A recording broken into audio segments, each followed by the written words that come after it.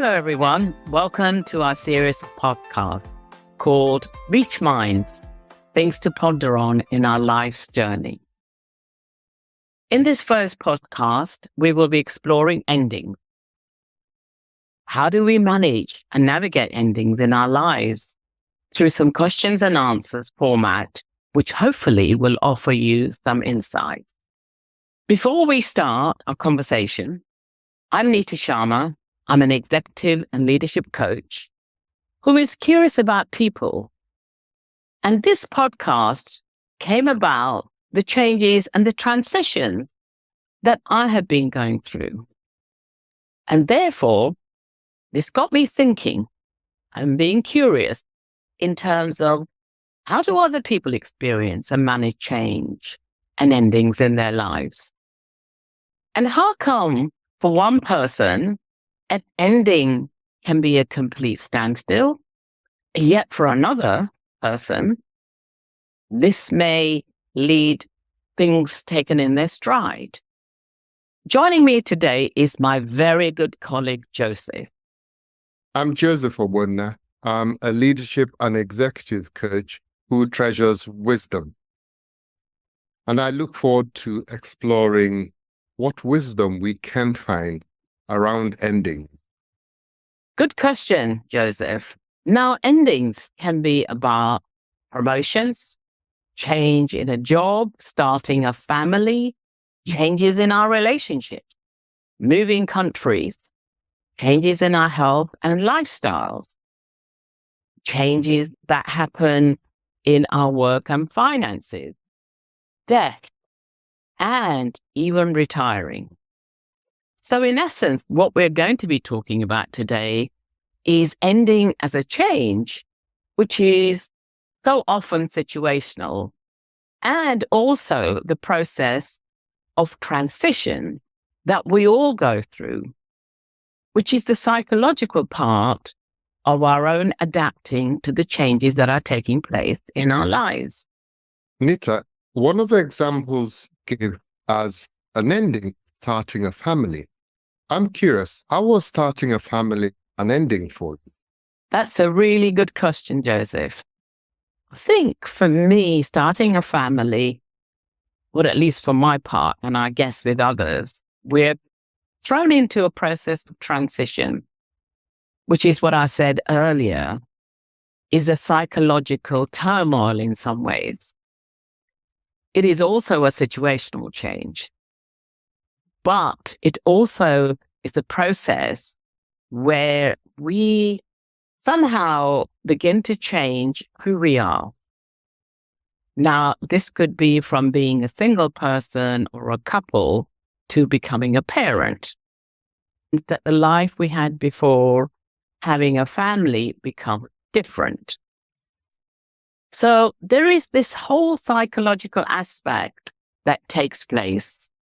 And we then begin to look for markers as to how much life is changing.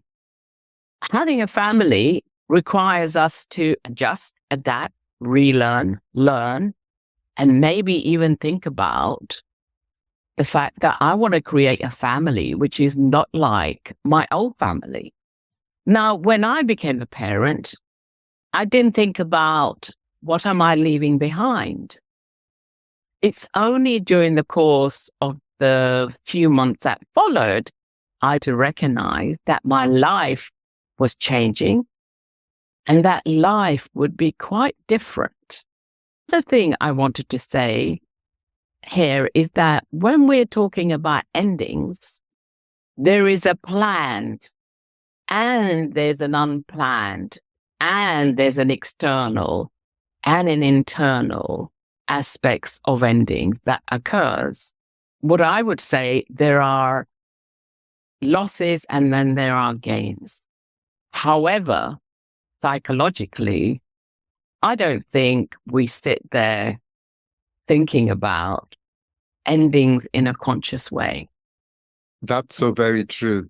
I didn't come to terms with the fact that my sleep was never going to be the same again. So I carried on as if there was nobody in the house when we started our family. And many times, yes, we just go into change without coming to terms with what we are actually going through. And that then causes us sometimes to hunker back to the life we wish we had rather than the reality of the life that is in front of us that we're living. And then that causes us problems. We may have outgrown something, but we still want it because it is a comfort zone. Great. And how did you, Joseph, I'm interested in the sleep deprivation. How did you manage that aspect of being in parenthood? Well, Nita, this is a bit shameful to say, but I had to be told off many times because rather than become a light sleeper, I became a deep sleeper because I had to be ejected out of. And that's true. Oh, wow. Okay. That's a great mission on your part, Joseph. I'm, very courageous to do that. It's just a kind of building on that, the endings of our being single to becoming, parenthood, but wider than that. What does ending mean to you, Joseph? So for me, endings are the conclusion of something. And sometimes that conclusion is a project or it's something that's not working well and has no future. Now, I have a tendency to have hope. And so I often find it difficult to give up. So when something has ended because it's not going anywhere, I often then want to resurrect it because in my mind, I've thought of different ways I could do the same thing. So an example, my company now has had many iterations in terms of what it does, but the company is still the same, but what it does has changed over time since it was started.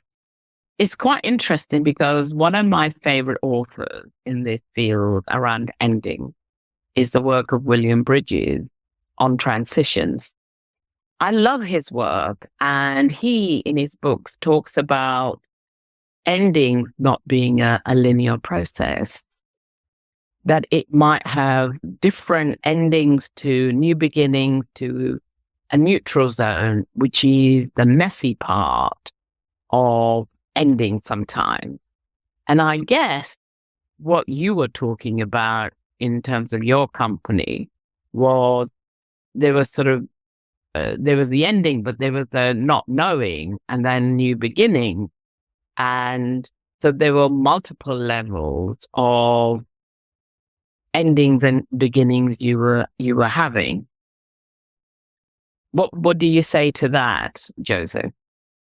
I'm sure, Nita, what you're saying is exactly true. The thing is, I didn't take account of them. And one of the things this is bringing up for me is about the value of acknowledging an ending, because if something ends, there is, like you said, that messy period, there's a space. And often in that space, we can be still, choose what we fill that with, rather than just take the first opportunity that comes. If I accept it that, yes, that part of the business is ending, even if it's the same name, I can sit still and then say, okay, what next? I can then choose what goes in there. But what has tended to happen is that I will fill it with the opportunity that comes. Now, honestly, I can't complain with one of the ones I followed, which is about training to be a coach. But in that space, something new and even better can come up when we allow the space to come up. Because as I say, nature doesn't allow a vacuum. If we create a vacuum, something will fill it. Now, what will fill it? That's a choice. Yeah. And what you remind me of is, again, the work of Bridges is that about understanding, the change can be about the situation. And what you're saying to me is that perhaps you didn't pay as much attention to the psychological aspects of it, which in itself can be a place of self-discovery, as well as acknowledging that loss, that sense of the reality that is going, and yet the new one has yet to emerge for us. And the messy part in all of this is that there isn't a structure there. And maybe for us, there's no scaffolding in there either, because we're unclear where the ending has finished, and we don't know what the beginning is, as you're describing. An example that I think also illustrates something quite pivotal about endings is, when we get promoted, do we as individuals recognize that who we were and what we did in our last role may not give us the acceleration in our new role? And in a way, we have to learn new ways of doing things, which can be distressing for us, because the old ways, as the way I look at it, has got us this far. However, what we need to reflect on is, how do I build new resilience, my new adaptability? What are the new behaviors and skills do I need to demonstrate in order for me to survive and thrive, I may say so, in the next role? And we may not be there yet. So in simple terms, as I'm sort of thinking about this, endings is not a linear process. And as you were saying, Joseph, we perhaps need to acknowledge it, embrace it. And I'm very aware that there are many corners in my life where I probably haven't paid attention to it at all. It's just gone over my head. I haven't acknowledged it. And yet, if I'd paid attention to the different shade, colors, and in respect to my feelings and emotions, on its impact across different aspects of my life, I wonder if that would have been a different experience for me. And Joseph, I wonder what's your reflection are on that? Oh, definitely. I think what life experience has taught me is that there are many paths, and each time we take a different path, a different reality would result. So if you, anyone listening to this podcast were to take a pause and reflect, the insights they would get likely to change either their actions or who they are being in taking those actions. We are human beings, aren't we? And oftentimes we just keep doing and taking actions. But who are we being in ourselves as we take those actions? So I'm sure that something would change. What would change? I don't, but something would be different. It's interesting because this is making me think about the different sort of neurological levels that we may encounter in ourselves. And what I mean by that is about our identities, about who am I, whether I'm a parent or I'm moving country, who am I in this? What are my skills and behaviors do I need to show up? What do I need to let go of? And what do I need to take with me? what comes to my mind is a recent project that came to an ending for me. And that got me thinking about ending in itself. I'd worked on this project for about 3.5 years. And for me, it was a fantastic project.